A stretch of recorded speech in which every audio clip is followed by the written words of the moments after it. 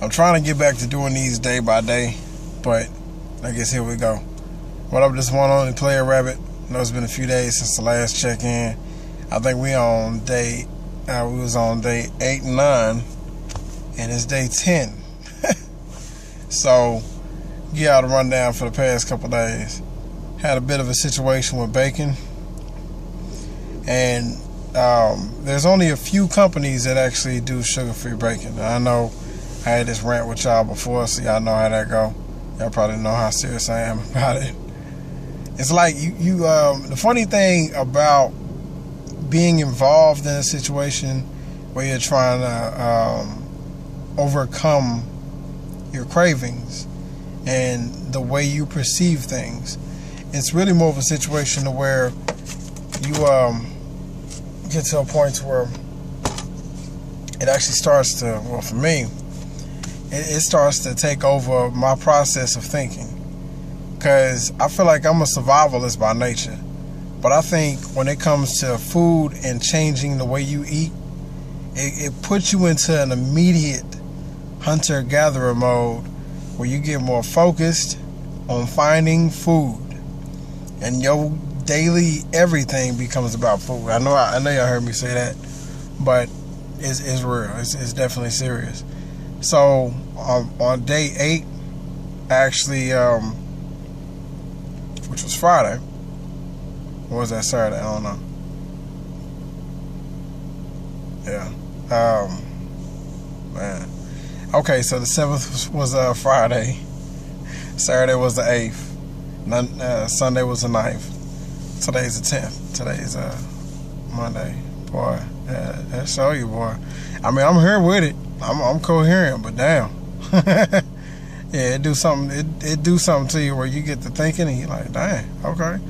So, yeah, I really don't like doing these in the car because the light, it's all crazy. It's different. Light outside, light inside. The camera can't really tell which one is which. So, you know what I'm saying? It's funny. But anyway, as far as the 8th day, I don't know, man. I guess the main reason why I'm so twisted on the whole situation is because 8th day we managed to make sure we had a pretty good meal, and dang. By the 9th day we made sure that it was everything was straight too, 'cause you know it was Saturday. So Saturday's hard. I mean, Saturday is a day where you want to have your junk food and all the other kind of stuff that's normally a cheat day for me. So no cheats. 30 days, no cheats at all. So definitely, yeah, it gets to your brain. You get to wanting all your snacks and everything else, and you can't have none of it. And I don't know. I mean, maybe when I get closer to the end of the diet, I'll feel like, well, I don't need it anyway. But as far as I can tell you, I would go and sit inside of a restaurant and I'll probably eat more.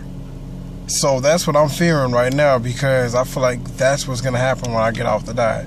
I'm going to go straight back to all the junk food. Really, that's what I should call it. Because honestly, the truth of the matter is that everybody calls it a cheat day, but the realization is that unless you're eating whole foods, and when I say whole foods, I mean foods with no sugars in them, unless they naturally produce sugar on their own.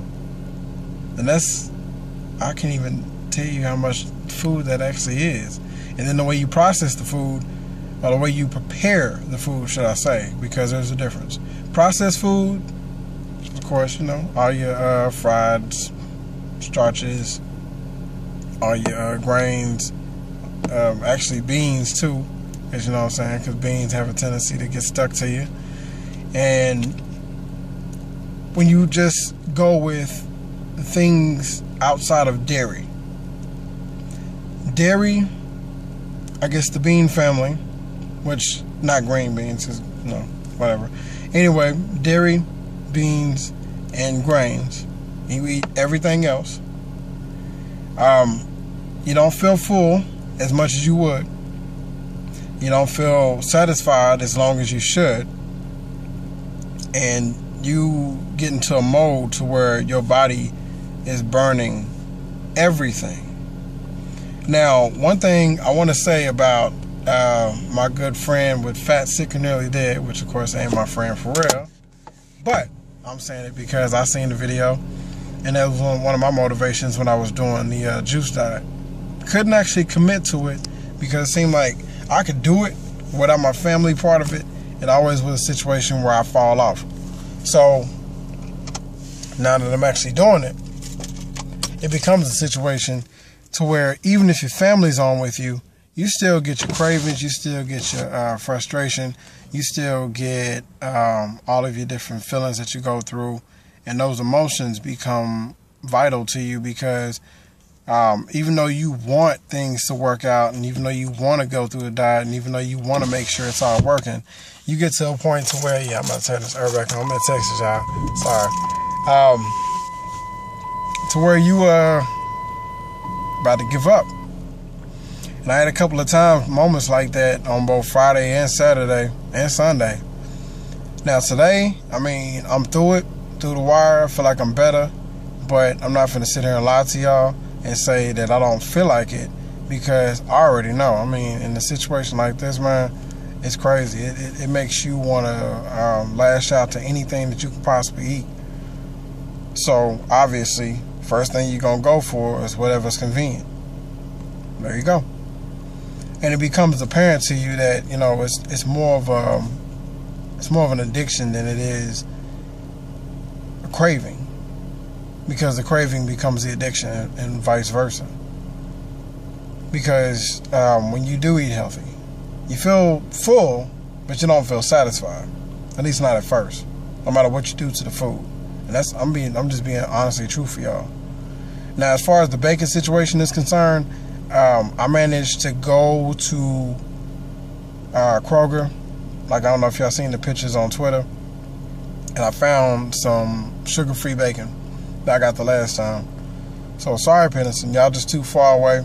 The only time I really cut clean across town is when I'm on some business and I'm about to get paid for it. So, the only place in town, literally in town, that carries sugar-free bacon or paleo bacon, as it's known, is Central Market.